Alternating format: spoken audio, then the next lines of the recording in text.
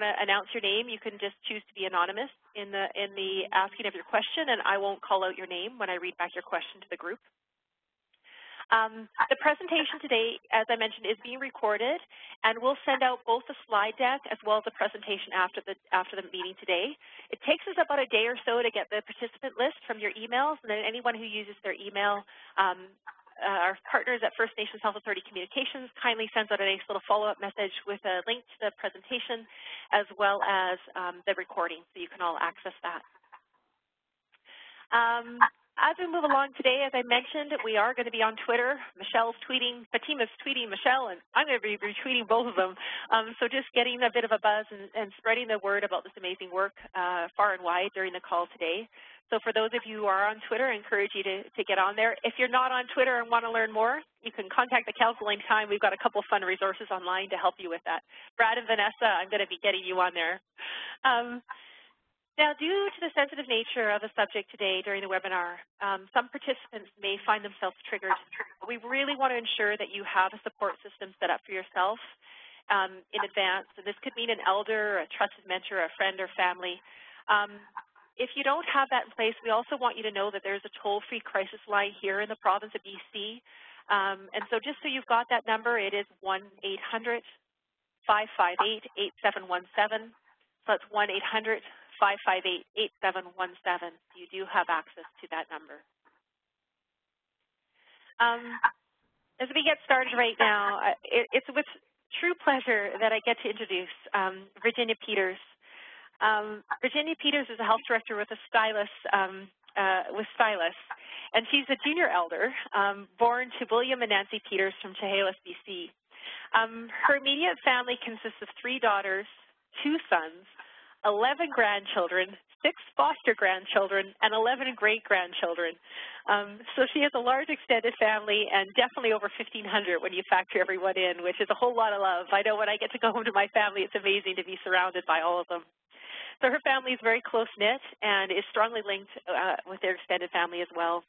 She comes from a strong matriarchal system, and Jenny's professional life began with several years of volunteering. Her experience and accolades go on for sentences, so I won't be able to do them all justice.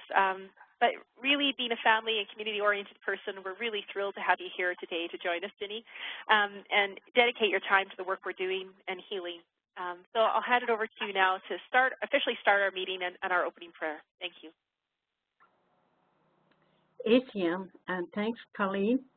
And thanks, Manny. Siam is Josqui. That's my traditional name. And it comes from one of our communities here in Fraser Salish region. Chawalto is the name of that community. And my name is Virginia Peters from Chehalis. We were called Chehalis in the past, but we just took back our traditional name, which is Chehalis. And so I'm happy to be here with all of you today.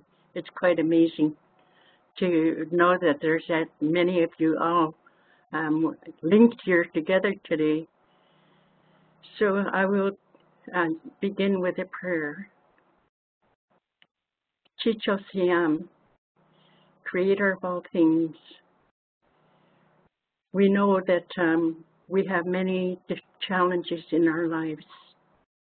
Creator, we also know that you're there to guide us, to meet the challenges, to help us along the way, and also be able to celebrate when celebrations, come about. It is through all of us coming together that we may be able to carry on the way that our ancestors have taught us to. And we ask that you bless all of the knowledge keepers, because they are the link to the past and the way that our people used to be. And we ask you also to bless all the ones who are linked together today to help us to have open hearts and good minds to be able to carry on with this very important work that is going to help so many of our people. We ask you to be with all the ones who are having difficulties at this time, the ones who are sick and the ones who are losing the loved ones. We know that these are very hard times, and sometimes it gets too difficult to try and accept, but we know that with your guidance, with your protection, and with your arms around us, we may be able to continue with the work that you have in store for us. So thank you, Creator, for this day. Thank you for all those who are gathered together. And we thank you for being with all of our loved ones, with all of the leadership, all our elders, and all of our young people, all my relations. Thank you so much, Jenny, for starting us off today with that amazing prayer. I think it really grounds our work and our conversation as we move forward together. So thank you very much for joining us, Jenny. I know you're going to be able to stay with us on today's call. We really appreciate you joining us and being here. Thanks. It's with pleasure that I get to introduce two amazing folks from Interior Health. I'm going to start by introducing Brad Anderson, who I had the pleasure of working with when I was with Interior Health. And Brad is a member of the Saddle Lake Indian Band and from the Cree Nation in Alberta. He's been with Interior Health for 10 years. You're showing your age there, Brad. And for the last 5 years, he served as the Corporate Director of Aboriginal Health. Brad's work with 7 distinct First Nations, which comprises 54 bands as well as 15 chartered Métis communities and numerous urban Aboriginal organizations, has given him a great appreciation for the vast amount of knowledge and wisdom shared amongst Interior Health partners. You know, one of the great areas of pride for Brad is with the development of the Aboriginal Health and Wellness Plan in 2015 and 2019. And, you know, that really helped with a priority to advance cultural safety and cultural competency with Interior Health. And to this end, that was used to a part of that plan was hiring an Aboriginal educator, which is our second speaker today. Before I go on to introduce Vanessa, though, Brad is just completing his master's degree in community development through the University of Victoria. And he's married to Jody, and they have an 11-year-old son, Carter, who's really cute. I saw pictures this week.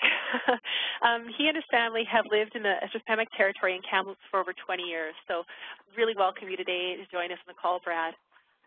It's with pleasure I'd like to also introduce Vanessa Mitchell. Vanessa Mitchell is a bright spot in the work that's happening in Interior Health right now with this new role. So she's the new Aboriginal cultural safety educator for Interior Health, and it's fascinating to hear about some of the work that Vanessa's doing. Vanessa's an Okanagan woman, daughter, sister, niece, aunt, and mother. Her passion, which shows through in everything she does, and you'll see that today, is advocacy and community. So for the past 20 years, Vanessa has worked with urban and on-reserve Aboriginal organizations involving youth, elders, leadership, as well as grassroots initiatives.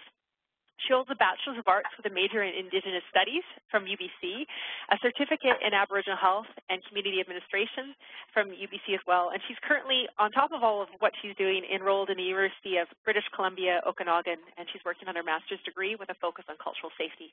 So it's just truly a pleasure to have both Vanessa and Brad on the call today, bringing your and sharing your wisdom and your experience with the work you've been doing with Interior Health. So I'm going to hand officially the ball over to you now, and we'll take it from there.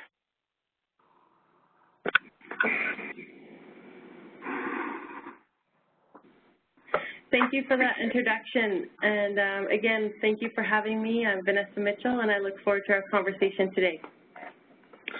Good afternoon, everyone. It's Brad Anderson, and thanks for the introduction as well, Colleen, and thank you to Virginia for starting us off in a good way. So this is new for me, this webinar experience and presenting like this. So Vanessa and I were just talking. Usually we're used to seeing people's faces and being in person. So we'll do our best to present through webinar, and we know questions follow as well. So we've broken our presentation up in a couple different ways. So my role as the Corporate Director of Aboriginal Health is from an administrative standpoint, and the different levels of governance I work with our First Nations partners, as well as with internally to our IH structure as well.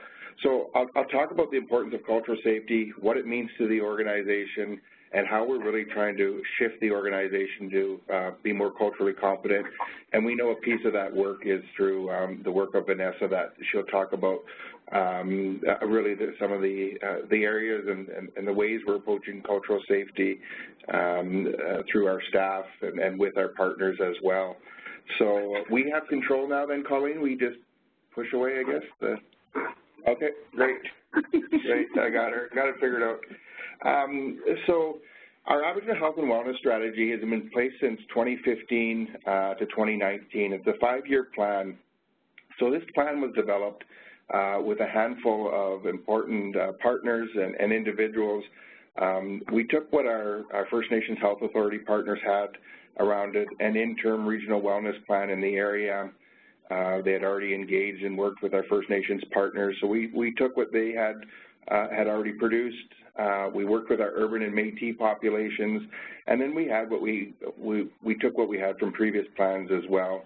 So it was really through 3 different ways that we formed their Aboriginal Wellness Strategy. And it should be noted that this is an organization strategy. This isn't owned by Aboriginal Health, but it's owned by our senior executive team, and there's responsibilities outside of Aboriginal Health to implement this work. So you'll see that we've got really 4 pillars or 4 priorities that we're trying to achieve, and it's all based around the individual, the family, and really the community as well as the center piece of this work.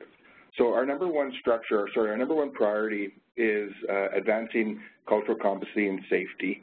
And so under each one of these priorities, we actually have objectives, deliverables that we're trying to achieve. It's not just language, but there's actually deliverables, as mentioned before, as well. So advancing the cultural safety of the organization, we do that in a number of different ways, whether it's through policy development, whether it's through relationships we formed. But another step, of course, is through the work of Vanessa that she'll speak of as well. When we talk about ensuring meaningful participation, this is ensuring that we have our Aboriginal partners at the table with us. So we have letters of understanding signed with all 7 of our First Nations and Métis Nation partners, and it's based on meaningful participation, shared decision-making, but more importantly, it's around knowledge exchange. It's getting to know our system versus our Aboriginal partner system, and really building that relationship and trust. So we have managers, administrators at the table with health directors to really start forming that relationship internally as well. We talk about improving health equity, so that's around access to our services. How can we ensure that we're hitting our target population? How are we ensuring our organization is considering Aboriginal population in their planning? So really take a health equity lens to this work. And then, of course, improving mental wellness is always a top priority amongst our partners. So we're developing an Aboriginal mental wellness plan specific to this work, and this is done in partnership, of course, with our partners and the internal IH folks as well. So all this plan is great to put in place, but if we're not meeting the goals that we set out, then we know we have to reevaluate this work. So we've attached an evaluative lens to each part of these priorities to ensure that we're progressing areas where we need to improve, where we hold the organization accountable for opportunities as well. So that's our strategy that's in place, and that's what really guides our work from an Aboriginal health perspective for the organization. Hopefully it's able to see on the PowerPoint there, but this just gives who our partners are within the interior region. As Colleen had mentioned at the beginning, so we have 7 distinct First Nations that are made up of 54 bands. We have 15 Métis chartered communities. So we have a high Aboriginal population in the region as well.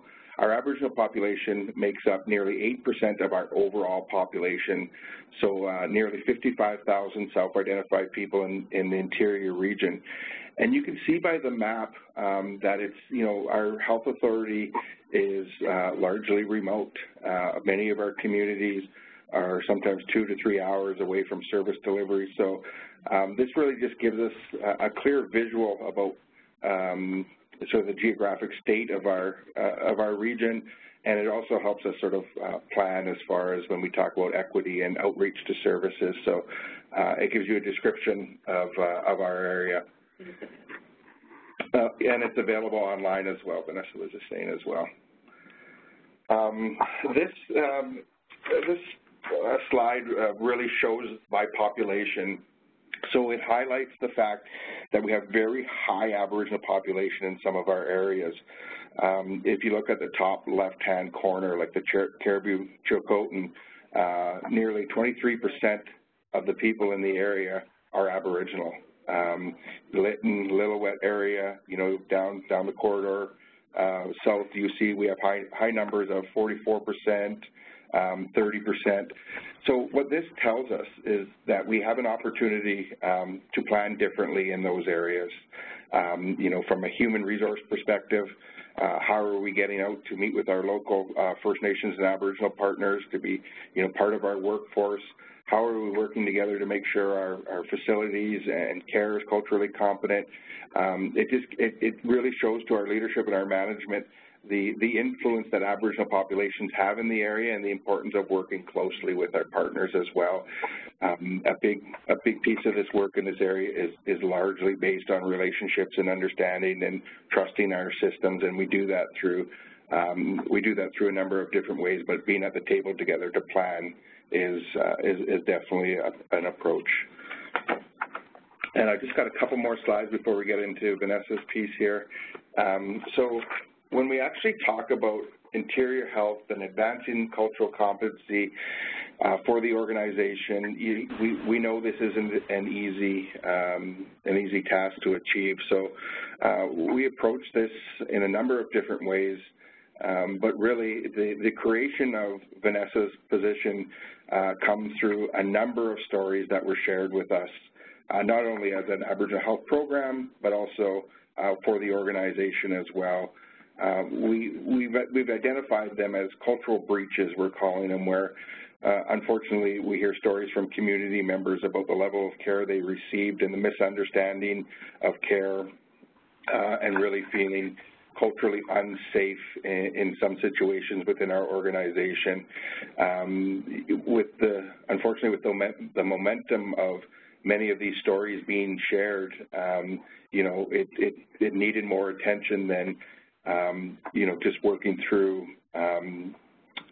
opportunities within the organization. We knew we needed to address this problem and this issue, and so it started becoming more prominent because of the stories that we heard. And I'm not going to share specific stories, but we know about discrimination and we know about racism, and we also know how, unfortunately, some cultural practices for our patients were hindered or harmed as well.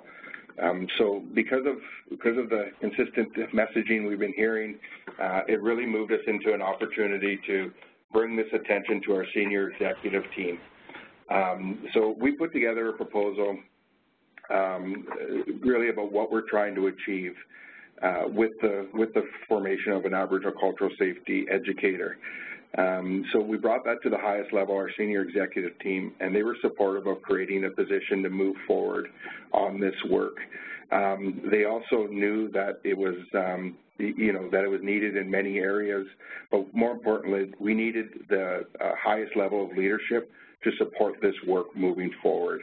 So you can see on the slide, we talk about our senior executive team. Our board was very integral in this work and being supportive. Our Aboriginal Health Program reports into the VP of Population Health. They're very supportive. And then the one group that individuals might not be aware of is the Partnership Accord Leadership Team. And those are our highest level of governance with our First Nations partners. So we have a governance rep from each of our 7 First Nations that sit at the table with our CEO, 2 board members, our VP, and myself. So it's the highest level of leadership in the region where we're really trying to form it to be a decision-making table and to really guide the work from an Aboriginal and First Nations perspective in the region as well. I can let you know, too, the Aboriginal Cultural Safety Education, you know, has been highly endorsed by our senior executive team, that they've taken the training. I'll get into how that started. As well as our board has also taken a training. So the one-day training has been provided to the top leadership team, so it shows the support at that level as well. So the creation of the position, so Vanessa's role is only one position at this time, and we know that the creation of this position isn't the end all. We know that it's a small step in the long journey. You know, we know that there's been some amazing work done by Cheryl Ward and Leslie Barley with PHSA, and they've really led the province and leading nationally with their work around cultural safety, I believe. So there's the online training that we know that's in place for our staff. IH purchases 500 seats annually for that online training. Vanessa's work's in place also, but we know there's more to this. Interior Health is a large organization of nearly 20,000 staff, so we have to be strategic, we have to be creative about where we're really targeting our energies with cultural safety as well. And then my last slide before we go to Vanessa really talks about the development of the education plan. So Vanessa, for the first several months, really developed the curriculum, developed the program, obviously had taken work that she had done previously, had worked with community members, had done research and evidence, and formed the one-day People's Story work as well. And so she also connected with Island Health, who had 2 positions in place prior to this, so this helped us with sort of the job description pieces and really having some colleagues and allies to rely on. So when I talked about the soft launch and the targeted areas, maybe I'll talk about the pre-launch focus groups. So Vanessa had many rehearsals before we actually went live to our IH folks. So she would hold focus groups specific to receive feedback and insight, and she held that at a number of different levels as well as with community members to really form sort of a complete product, knowing that this is evolving and we continue to learn. It's brand new for us. The launch started really in May with our senior executive team, so we're evolving. We're learning literally every week about potentially what the session could be or what it's not to be. You know, so it is a journey for us as well, and I think we're heading in the right direction as we learn. When we talk about target areas, so these are areas in the organization where we really heard have an opportunity for cultural safety. We heard what we call, I guess, hot spots of cultural breaches. So we targeted our efforts specific to a few areas within the organization that we want to hit, whether it's a facility or a geographical area or positions. We've gained the support of our senior executive team to really start targeting those areas for Vanessa's education sessions. So I'll stop there and move on to Vanessa, and Vanessa will talk about her role as the facilitator, and then we'll come together again at the end here. So before I just switch the slide, I just really wanted to share and talk a little bit further about the pre-launch focus group. One of the things that's really important to me is community and maintaining that connection, and I know that I'm within Interior Health now, whereas before I'd been working for the nation or community sort of across the table from Interior Health, but now being within, I really wanted to make sure to take that time that I was being culturally safe as well. And so the people who did participate in the groups were from community. There was some from IH, there was some from FNHA, but the most important feedback that I felt was integral to me moving forward was hearing from representatives from the urban, Métis, and First Nations communities that are here within the interior, and really getting their support in going forward and doing this work in a good way. And the other piece that we didn't speak to yet, and I'll just mention, is the education sessions, is that the foundational session that I've created is a one-day, but to get my name out there and to make relationships, I also was providing opportunities, knowledge creation opportunities, a half day or less, just to kind of get out there and get myself situated, because I've only been here since August of 2015, and the launch was May 2016, so just to make sure that people knew who I was and what I was offering. And I'm just going to move on now to the next slide. And one of the pieces that I think is really important is to share what the approach is and to really state that this one-day session is the foundational. There are going to be, of course, other educational opportunities that are going to be provided and created and developed, both online and in person. That might not necessarily be the full day, but really wanting to take the time of the full day, and this is a little bit of the approach. And one of the things that I want to point out too is you'll notice that it's not just a circle on the screen there. And it was the only way that I could create a sort of sense of spiral with the technology that was available to me. But that's what it's supposed to represent, is that spiral. And if you think of a slinky, that's kind of another thing. Because one of the things that I know about cultural safety is that it is a lifelong process. And, you know, we all know the more you know, the more you don't know, and you go back and forth along that spiral. So it's not a linear process by any stretch of the imagination. And so the approach is inherit, understand, dialogue, and choice. And so it's taking through that process of reviewing and acknowledging the history, because that is so integral around colonialism, and going to that next phase of connecting the dots to present day, because so often we can hear it's in the past, get over it, and some of those other comments that are out there. And it's really important to bring that bridge forward and connect the dots to present day. And I also find that by taking those two first processes of reviewing and acknowledging and connecting the dots, that somehow can get us onto a same page. And we might not be within this, you know, every page of the same book, but if we can land on a similar page, then we can come together and have solution-oriented dialogue, because truly the wisdom is in the room. And, you know, that's where we want to move with this, is a solution-oriented dialogue. But then the other piece is taking action. And I think that I really wanted to share what that approach was.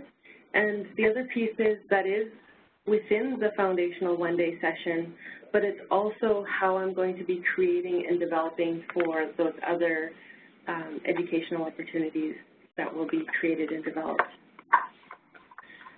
And the next piece that I wanted to go to was cultural safety of people's story. So this is a little bit of information there on the slide there. But again, that this is the foundational. And the reason why I chose a people's story is because a people's story, a people's history, a people's her story, a people's story. And story is situated in place. And we need to know the story of a place where we live, work, and play. And in relation to this work within interior health, another part of it is about holding that space. And so I really wanted, because I'm speaking to the circle format piece and the 24 people per session maximum. We didn't get here overnight, so it is going to take time for us to build that relationship and grow. But it's also about holding space within the institution. And so the other reason for circle format is when I think of the health disparities and the health barriers, one of the simple barriers is removing the tables. Because we can often hide behind that. And so that's one symbolic way of holding that space and creating that space. And telling a story takes time, and we need to take that time. So that's also why it's a day for that foundational piece. And thinking about story again, because the title of this is The Importance of Story to Cultural Safety, there exists responsibility in this interaction. And so there is the role of the sharer of information, and there's also the role of the listener or the audience. And one of the pieces that I just want to speak to is that we can hear a story. Like when I think of Aboriginal people in community, this is also why I've chosen to call it cultural safety of people's story, because there's the colonial piece and then there's the situating it to place. We can hear a story from childhood, adolescence to adulthood, and I keep it that simple. And depending on the context of where we're going, we're going to hear different life lessons from that story. And so as a child, one of the roles of a child is entertainment, and one of the roles of a sharer of information or storyteller is to embody the characters and have the highs and lows of that story. And when I think of adolescence, we might hear a couple of life lessons from that same story in our adolescence. Because maybe our grandmother maybe told us about safety in numbers or about going out after dark or whatever that story might hold for us. And we can think to ourselves, yeah, I've heard that. But another section is adult. So that's where at any point, beginning of life to end of life and everything in between and all of the excitement and the trauma and losses that can happen in our lives, we're going to hear different life lessons based on our context of where we are. And I find that it's so important to share and to open with that, because then I do 2 rounds of introduction, and that links to responsibility, because everyone has story. And the first round is to acknowledge the time that people have invested in themselves in the positions, because it's probably name, title, position, organization, that type of thing for the first round, something that people are often familiar with in a boardroom-style meeting. But the purpose that I do it is to honor that time that people have invested in themselves to be in that position. Because then the second round is about who are you, where do you come from, and speaking to the spark of why you're in that position. Because it's so important that although I'm the only cultural safety educator, that the wisdom is in the room. I'm not a physician or a nurse or, you know, a clinician or all these different positions that are within the healthcare system. So it's important to create that so wisdom is in the room. And each person knows where the doors can open and where the challenges lie within their respective spheres of influence. And so the other reason about that importance of the introduction and setting that stage, and also for the role of the share of information in the audience, is because then I want to move beyond the child and beyond the adolescent, and I invite the professional, educated, whether formally or informally, critically thinking adult to join me in this story and bring their collective wisdom. And that piece is so important. I just want to make sure I'm on track here. And, you know, to be able to bring to them the journey of why they are in that position with them and what are their roles and where are the opportunities. And this is also about bringing our hearts with us on that journey, also about who you are, where you come from, and the spark that inspires you to be in the position that you are, because we all invest time to be in the positions that we are. And then the story can begin.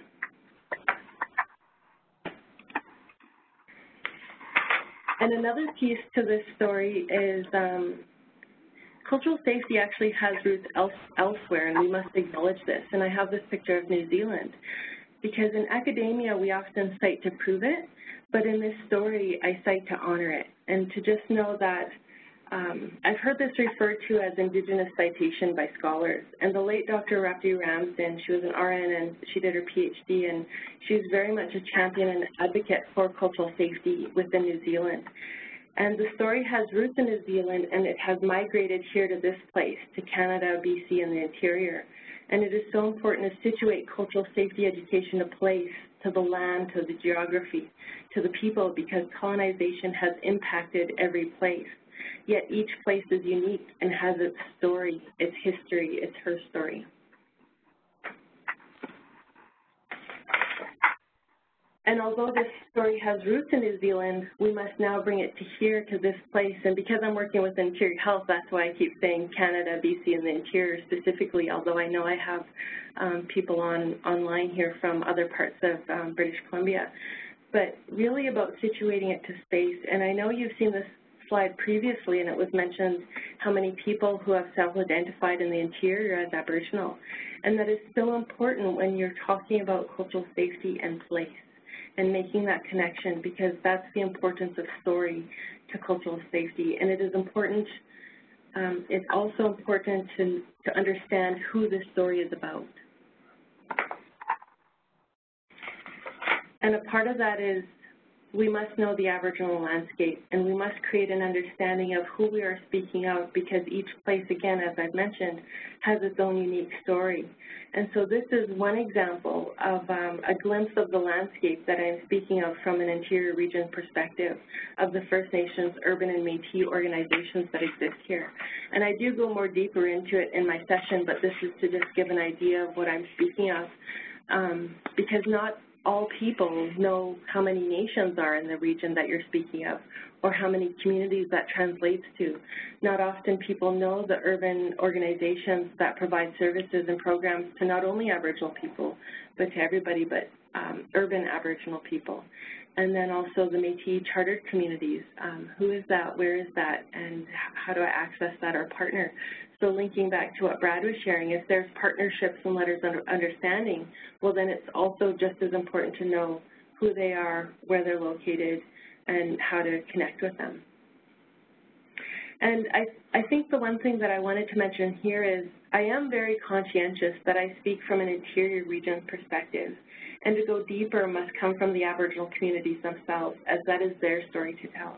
And for those communities who have developed their cultural safety messaging, my main role that I see is to support community in any way that I can, and specifically by promoting and encouraging education opportunities and connection with IH and these communities, because the other piece is if there are 7 nations within the interior, then it's important to connect staff with people from the nations that they're residing and working within to make it even more pertinent and relevant and make that connection.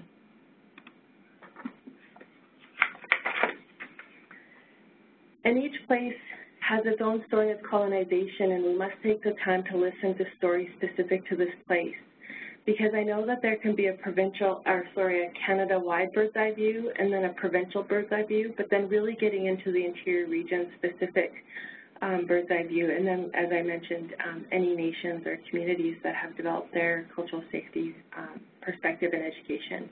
And it's important to review and acknowledge that history in order to understand and connect the dots to present day, because there are affect and effect that exist within communities that, you know, I as an Aboriginal woman myself know of within my families and communities, and so that's so important to have an integral part of cultural safety education.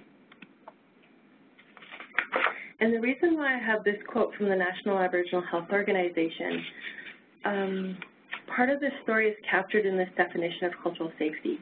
And the last line is what I want to draw your attention to, the understanding that not all individuals in a group act the same way or have the same beliefs.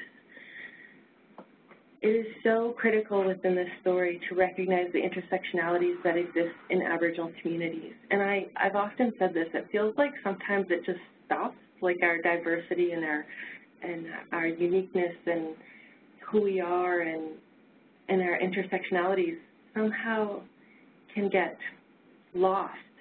And so we need to bring that forward as it is pertinent to the story and to the place and geography and land. And just to name a few that I'm speaking of, not only gender or sexual orientation, but beliefs and values.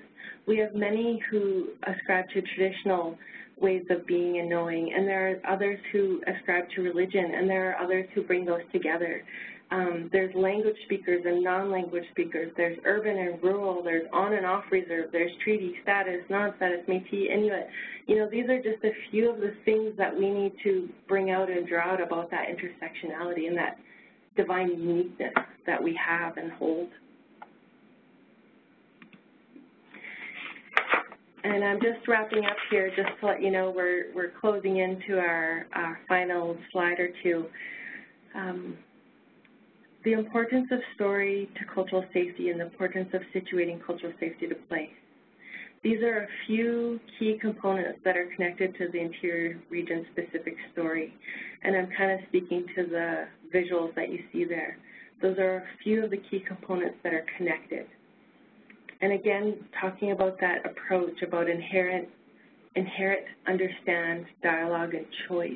And I want to speak a little bit to that last piece because I had shared previously that it was called action, and I translate that to choice. And from listening to story, we all have choice on what action we take. And as my father, Mitchell, says, we can throw it away. We can walk out that door and, throw it away and carry on as we were. The second one is we can put it in our pocket for later, percolate on it, process, think about it.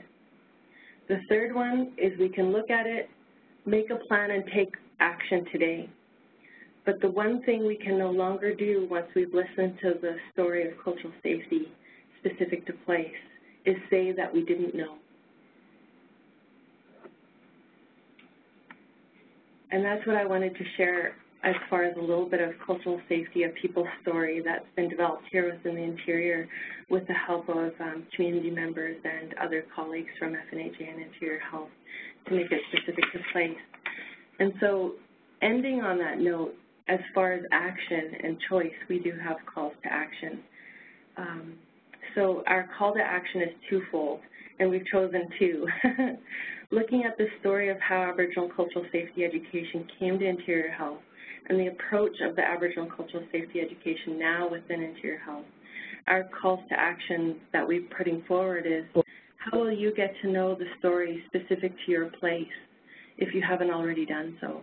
And what does investing in cultural safety look like in your organization to make impactful change? And I know that, Colleen, so limlimt is just the way I'm Okanagan, so limlimt is thank you in my language, and I know that I need to hand this back to Colleen, so bear with me while I hand the ball over. You can just literally grab it, Vanessa. Thank you. Perfectly done. That's a very incredible presentation, both Brad and Vanessa. You've given certainly me, and I'm sure many people on the line, lots of food for thought. I was tweeting away during the call, and there's many things I captured, and one of the ones I've got is cultural safety is a lifelong process that involves reviewing and acknowledging history and connecting to the present day. And I think that's really powerful in terms of that message, and I think the fact that each place has its own story of colonization and that it's really important to review and acknowledge that history in terms of all the work we're doing moving forward. And really, I think within that context, really, personally, really appreciate your calls to action of how can we each get to know the story specific to, to our place, and what does investing in cultural safety look like for our organizations. So really appreciate this right now, and I think your presentation was just amazing. So thanks to both of you for joining us today. I wanted to open it up to the audience now for callers, just to bring in any questions that you may have. So feel free to pop them in the chat box or use the hand button to raise your hand, and we can unmute your line. I did have two questions that came in during your presentation, and I want to just share them with you right now, Vanessa and Brad. And one question that came in from Rose Patterson was, are these sessions for community leaders only, or can any number of 24 people working to get this information? So who can actually access your sessions? Well, thanks for the question. Thanks for the question, Rose. It's Brad speaking here. So yeah, so definitely our target audience is Interior Health staff. And when you talk about community leaders, of course we had community members part of sort of the creation of this, but our focus is primarily targeted at just Interior Health employees. However, because of Vanessa's work and the popularity of it growing, we are seeing interest outside the organization to present to municipalities. I think I said that right, and also as well as school districts also. So there is interest outside of IH, but the target audience is our staff here. Wonderful. Thanks so much. And relating to that question, there was a question about, is it circles just for people right at the point of care in healthcare, or is it more leadership focused so far, Brad, just to clarify that? That was from Edie Pletzer. Yeah, no, good question. And so I think it's a blend and it's a mix of both. So of course we talk about the importance of our management and administration knowing cultural safety and then really buying into this process, into the delivery of this facilitation. So we are targeting leadership, but we also, with a blend of that, are targeting frontline staff. Wonderful. Thank you so much. Thanks for clarifying that, Brad and Vanessa. A couple questions coming in here. I'm trying to capture them all because they're coming in fast and furious right now. Have you had, this is from Dale Hunt to all participants, have you had any outcomes of this process within your communities or organizations? So in terms of measuring the outcomes of this program and that you have in place, I think there was some curiosity around that question. Yeah, no, great question, Dale. Thank you for that. And that's one of the pieces that we know that is integral to this cultural safety education is always the evaluation piece. And one of the things that we are in the middle of working on right now is just that, I've been working with the IH evaluation team within Interior Health and developing a survey that's going to go out to past participants to just kind of talk about not only their learning, but also what are some critical next steps and what are some improvements, because a lot of the different areas within Interior Health are very specific, and sometimes they have very specific needs as to what that cultural safety education should look like. Great. Thank you so much. I think that's amazing to hear those, sort of how that's moving forward, and I look forward to hearing maybe in the future from you, Vanessa and Brad, in terms of the outcomes of some of those surveys and where it's coming. I'm trying to gather all the questions here, and this one came from Cass Kitchen, and she said, would you be willing to share your cultural awareness education outside of the province? I'm in Labrador on the other side, and we are just becoming culturally aware. Wow, yeah. So obviously, it's definitely worth a discussion. I'm open to traveling.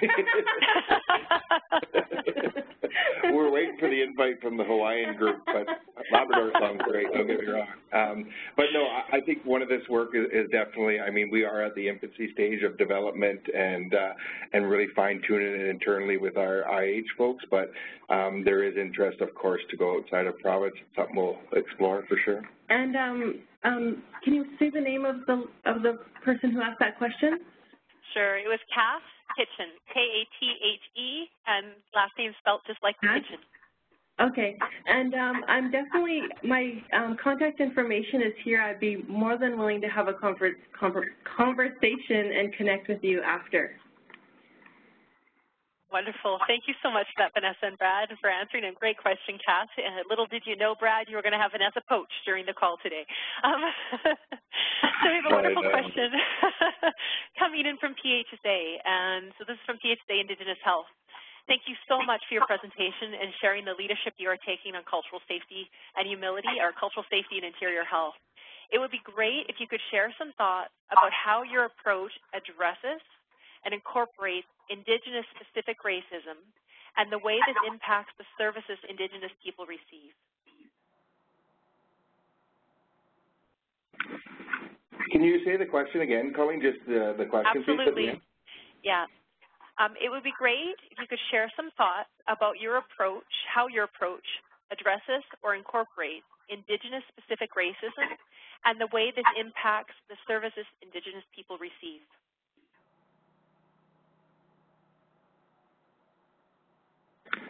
Yeah, no, it's a good question, and it's one of the things that we've that Vanessa hears, of course, when she's doing these sessions, and unfortunately, there's themes that pop up or come out throughout the region, and one of the things that we're actually discussing is just that: is how do we begin to address when you know, maybe Vanessa's feeling triggered or unsafe during these sessions because of comments that are coming back. So one of the things that we want to do is build the program to an area where, you know, managers feel trusted. They can come to us and speak to us about sort of supporting them with their work as well.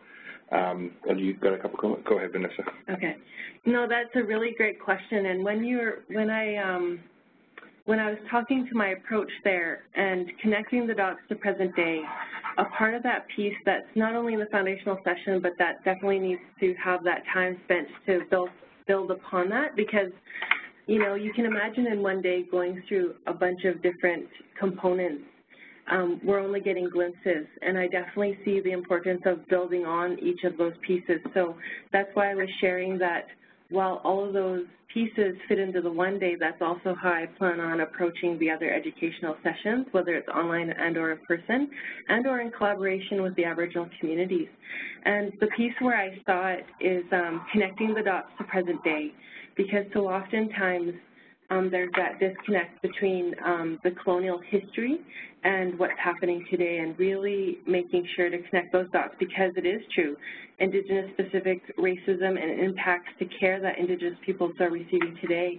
And a part of those pieces that I see is pulling out those cultural breaches as case studies to really examine and break apart. Because it's one thing to bring them forward, but then it's another to be solution-oriented and kind of break down how could things have been done better, and what does that look like in moving forward. Mm-hmm. Yeah, and great question, by the way. I know, because there's actually lots to add to that, even to the piece. We could talk all day on that piece. but I mean, it's a well thought out question, and I think I know it came from our PHSA partners, but you know, we are looking at as well as, you know, the PHSA I know is leading some work around sort of the intervention piece, right, and some tools that way. So it'd be great to sort of partner in that. So even just this morning, we were talking with our human resource leadership team. and we start talking about how we need to start implementing some of this in performance management, and how do we support our staff to be aware of what culturally competent care looks like. So there's a whole HR perspective to some of this work as well.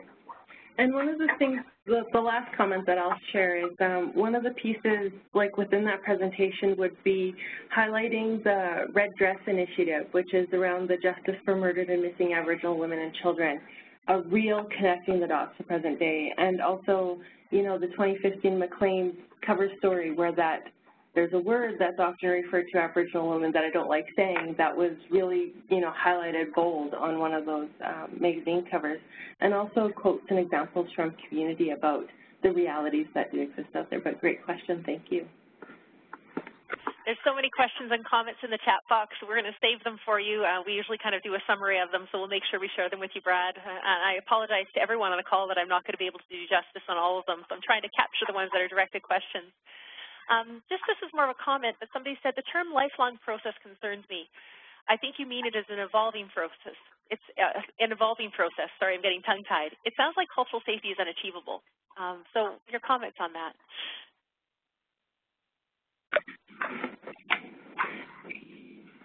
Unachievable, yeah, no. I think one of the things that I'm speaking to when I'm speaking to lifelong process is that relationship. There's a quote that I like, and it captures like what we believe and value personally, we're inevitably going to reflect professionally. And so it's always about, you're right, evolving is also a good word, but lifelong process of building that relationship. So when I speak to situating cultural safety to place, it's, you know, there's one level of becoming aware of knowing, you know, who they are, for example, that Aboriginal landscape piece. But then there becomes the conversation of how do we create partnerships, how do we create relationships that are a part of that evolving growth around as we become culturally aware or culturally sensitive or culturally safe or cultural humility, all of those different terms that can be out there. But how do we really build that, not just professionally, but also personally? And I think that's why I said lifelong, but I didn't mean it to sound that unachievable. But I think the other piece is we didn't get here overnight, and it's going to take a while to shift, to create a vast shift. And I think part of that sort of comment as well is to know that you know, we're hearing comments that, you know, you take the online training or you take Vanessa's training and, you know, you're culturally competent and you check the box and move on. So it really talks like we're really trying to stress that it is a journey. These are small steps in being culturally competent and culturally safe, and they're, in this case, our facilitation session isn't a one-stop and then you move on with practice. So it is continuous learning as well. Thank you so much, Brad and Vanessa. Another question, and I'm assuming this is somebody from within IH, and they're asking, are these one-day sessions currently available, and how do you access them? No, that's a really great question. One of the ways that people have been mostly connecting with me and IH is really teams have been approaching me to come and connect with their teams. We are looking, though, in the new year, because that's actually kept me quite busy, is managers or team leads will connect with me and say, we need to bring you here, come over here. And knowing that I could potentially be on one end of interior health to the other, we're taking this time in December and January to really plan out for next year and map it out, because I am on iLearn. I do have a course ID, and then once people have gone through, it can be recognized on their iLearn education. And so that's one of the ways also that I'm looking to do it, is really map out when I'm going to be in different areas and then being able to advertise that out. But just to share with you, I can understand why it might seem difficult, because right now I've been just kind of, as things arise, which links back to the question, circle right at the point of care or just that with leadership, and it's been a little bit of both. Or contacting me directly. Okay, there you go. And you've got our email address up on the screen, Tracy, or Teresa, sorry, so you can access that. Steve made a comment about so much education comes from the PHSA SANIAS program, as we've heard a few people mention that, and a few people have talked about how ICC is such a great way to start. And the question that Steve had is, are you incorporating this training into your health authority as well? Yeah, no, for sure.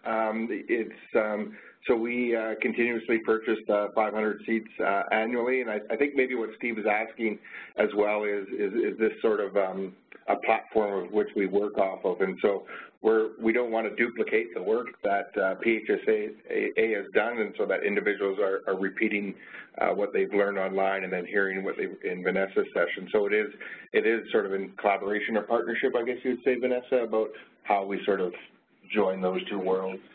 Yeah, and I think I absolutely suggest and always recommend the PHSA ICS as well, because it's such an amazing training. And one of the things that I kind of see it as is PHSA is like the provincial bird's eye view, and I'm the interior region bird's eye view, and so there's really been a nice complement to that. And I've actually had past participants who have just recently taken the PHSA online training and then taking this one, and they really found the connection and the flow really good, because things they had been percolating from the online, they were able to actually be a part of that in-person discussion. So I've been hearing that it's more complementary, but yeah, absolutely. Mm-hmm. Thank you. I'm just noticing the time and want to give us time to wrap up and plug our little post-session survey. But before we finish up, there's just two questions I'm going to scrunch together for you. Number one, are there similar positions to Vanessa's and other health authorities, was the first question. And the second question I'm going to hand over to you right now, she says as she looks for it on the screen, is this a model that an agency embraces and actually requires the staff to continue? And can this be tailored for long-term use? Yeah, as far as other positions within the health authority, so I'm familiar, of course, with PHSA as facilitators. Island Health, I believe, has 2 facilitators as well, and I'm uncertain about our other health authorities, Fraser, Vancouver Coastal, or Northern. So I do know there are other positions in place. And then, sorry, your second question, though, Colleen, added to that was? Was this something that can be tailored for long-term use? Yeah, okay, I see what, sorry, I get what the question's coming from now. So yeah, so I think we're sort of definitely clear that this is one of the building blocks in Vanessa's or this program's work. So if it can be tailored or sustained, I mean, it is one step in potentially, 4 phases as well. We're looking at additional tools to support online for our staff. We're looking at other ways to deliver sort of the cultural competency, whether it's by facilitation or online. So I think there are, go ahead, Vanessa. I was just saying supporting pieces. Oh, okay.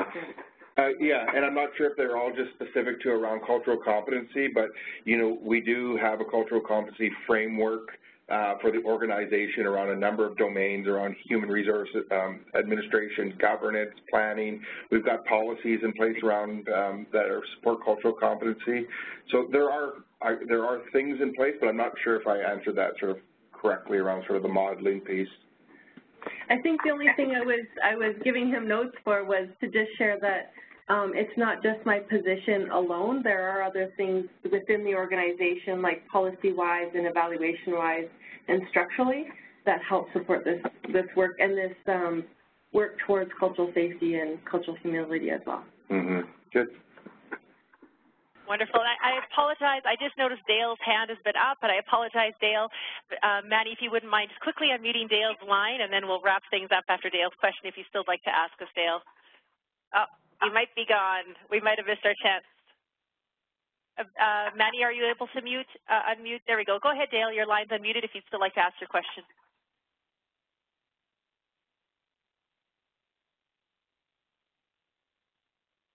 I'll take the silence as there's no longer a question there, everyone. We're just going to wrap things up. So just before we finish, I do really want to take the time to thank Brad and Vanessa so very much for taking the time to prepare and present this very compelling and thoughtful presentation and really great discussion. So thank you so much. I'm going to take the opportunity to plug our next session, which is on January 4th, 2017, same time, same format. We'll be doing that via WebEx. We have Dr. Evan Adams and Dr. Nadine Caron joining us, exploring the intergenerational trauma and institutional avoidance. So really looking at this piece, this is so important in terms of reconciliation is an essential dimension of improving healthcare quality and sort of exploring this issue more deeply. So we welcome you to join us for that. When you finish today's session and close down your browser, a survey will come up. Please take the time to do the survey. We'd be forever in your debt. We actually look at all those results. We have a small group that looks at every single survey, and we compile those results and explore them over time. And I was wondering if you would do us the honor, Ginny, of just closing us off today at the end of our session, if we could just impose on you to just do a closing note or blessing. Okay. Thank you. Haichka, thank you. Thank you, Creator, for allowing us to come together today to put our hearts and minds together to talk about important things, you know, that come from the past to bring into the present so that our future can be stronger. We thank you for the ability to be able to get all of this important information out to all of our people, all the ones who are listening, all the ones who are participating in this. We thank you for giving us that ability to be able to come together in that way in this modern day and age, you know, and we thank the Spirit for giving us the courage, the strength to be able to carry on in the best way possible for the best of our people, all my relations. Thank you so much, Ginny. Thank you very much for joining us. Thank you to Brad and Vanessa. Thank you to Virginia, and for everyone who takes the time to join us today, both in the presentation and discussion. As I mentioned, we will be following up with an email with a recording of the session, as well link to the recording of the session, as well as the slides for today. So thank you, everyone. Wishing you a wonderful holiday season, and we look forward to seeing you in January. Have a wonderful day. Thanks, Ginny. Okay, thank you.